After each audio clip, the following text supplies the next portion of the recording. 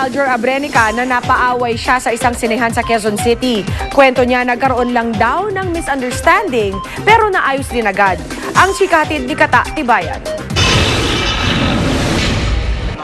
Aminado ang hunk actor na si Aljur Abrenica na dati madalas siyang ma-involve sa mga away lalo na noong bata siya. Hindi pa ako artista, lagi na ako napapaaway. Wala namang dinudulot na maganda eh. Mababasag lang mukha mo, pagagalitan ka lang ng nanay mo tsaka tatay mo. Kalauna, natutunan na rin ni Aljur ang umiwas sa mga away lalo pa at wala itong mabuting na idudulot. Kaya naman maring itinanggi ni Aljur na nasangkot siya sa rambulan laban sa isang Indian national sa isang sinahan sa Quezon City noong nakaraang linggo.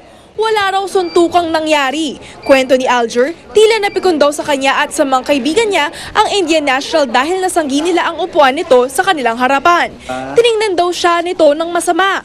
After ng movie, tumayo na siya, sama ng tingin sa amin. So parang kami nagtitingin na magkakasama. May problema ba?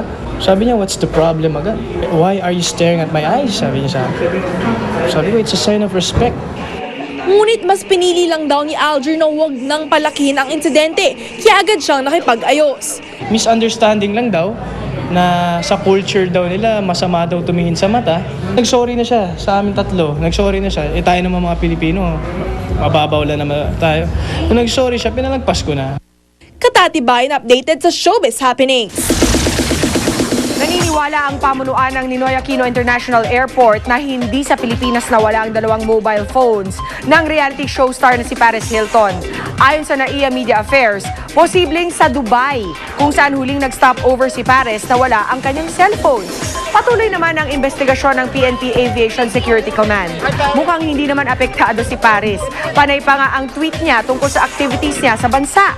At bumati pa siya sa salitang Bisaya. Pinuri rin ang pagkaing Pinoy. Excited na rin daw siyang muling makasama ang mag-asawang Manny at Jinky Pacquiao. At yan po ang mga buena mano kong chika for the week. Tutok uli bukas for the hottest in showbiz dito lang sa Chika Minute. Ako po si Pia Guanyo. Mel? Salamat, Pia. At yan po mga balitang aming tinutukan sa nakalipas sa 24 oras. Maraming salamat sa inyong pagtitiwala. Sa ngalan ni na Mike Enriquez, Ivan Mayrina at Pia Guanyo, mula sa Tahanan ng Katotohanan, ako po ang namamaos na si Mel Tiangco. Ito ang GMA, walang kinikilingan, walang pinoprotektahan, walang kasinungalingan.